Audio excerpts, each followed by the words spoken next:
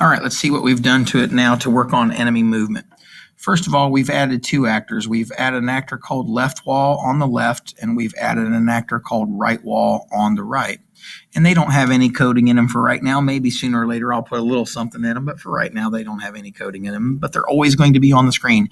Even if they're not on the actual scene itself, since they're on the screen on this scene, all right, let me say that again. Even if they're not in the viewing area, since they're on the scene, the code will run. All right, let's take a look at what we've done with the alien. So on alien movement, here's what we've talked about. We've set this actor attribute this time. Remember over here on the game tab, we had two game attributes, one called win and one called enemy count. Game attributes are used when we want more than one actor to access the actual variable. In this particular case, we can get away with only having the enemy, or the alien in this case, access his variable. So I just hit a plus sign here, and I added a actor attribute called move speed, and that can only be accessed by that actor.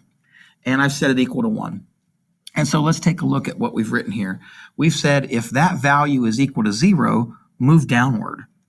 Else, move in the direction of 0, which would be to your right, at a speed of move speed times 100. So basically, if move speed is 1, he'll go positive 100 to the right. Eventually, we're going to change it to -1, and he'll go to the left because negative speed is just considered to go the other way. And at some times, when I set it equal to 0, he'll actually go down. So let's see how to make that all happen now. So we're going to put in a couple collision conditionals. Oops. In a collision conditional, I either need to drag a conditional from up here, or I need to type in the word rule. There we go. Add a rule. Collision conditional. Okay.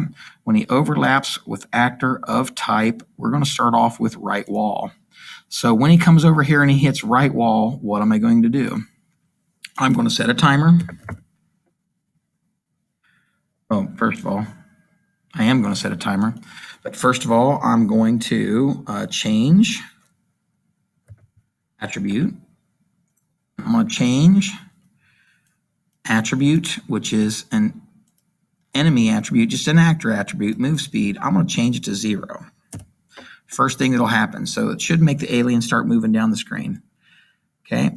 I'm just going to put it above this timer. I really don't think it matters. Notice these are both in the do statement. When I collide with right wall, set move speed to 0.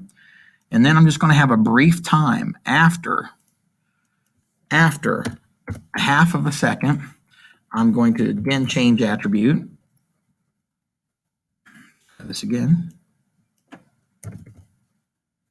Again, change attribute. And this time I'm going to set attributes alien move speed. I'm going to set it equal to -1. This should send him off to the left. So for a half of a second, he'll go down. And then after half a second, he'll change directions. Okay.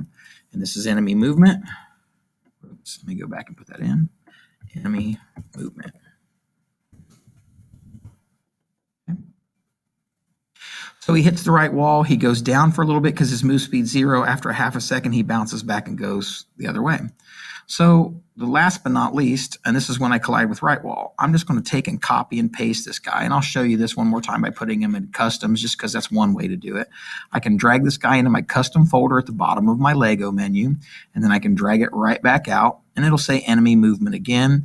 This time I'm going to say when he collides with left wall. Still going to do the part where he changes move speed to 0 after half a second, but he's going to change this back to +1 on this particular case. So hopefully, fingers crossed, if we run this dude, we hit start, and I'll dodge a bullet if they come down. So hopefully he should hit that wall there, yeah, and he should come down, and yeah, okay. So now we see the difference. How fun is that? That's good. I might as well show you the difference between actor attributes and game attributes. So you can see right now that this has been done with an actor attribute, and therefore they're all acting individually. It's not quite what I wanted. So I'm going to go back to the editor real quick. And so it can work with actor attributes. However, I wanted a game attribute. So I'm going to go down here with actor attributes, and I'm going to take move speed, and I'm just going to hit the delete button. Move speed, hit the delete button. I'm going to go over here to game attributes. I'm going to create a game attribute, also called a real. I'm going to type in the word move speed. And again, we're going to set it equal to 1. Now, the only thing that's really gone on here is the fact that I'm going to have to change all these for a moment. So I'm just going to delete one of them. And then see here where it says self move speed, that's a game attribute now. So I need to go attribute game move speed, set equal to 0. After 5 seconds, again, I'm going to need to go attribute game move speed, set equal to -1. And now I'm going to go over here because this one's the wrong one. And from this one, I wonder if I just hit the word delete. Delete. It did work. So now I'm going to take enemy movement, put it in custom.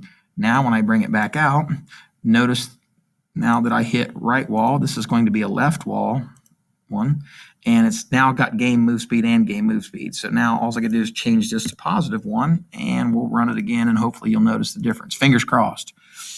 I hit start, and absolutely nothing happens. Wow. All right. Enemy count move speed is equal to 1. Oh, I remember.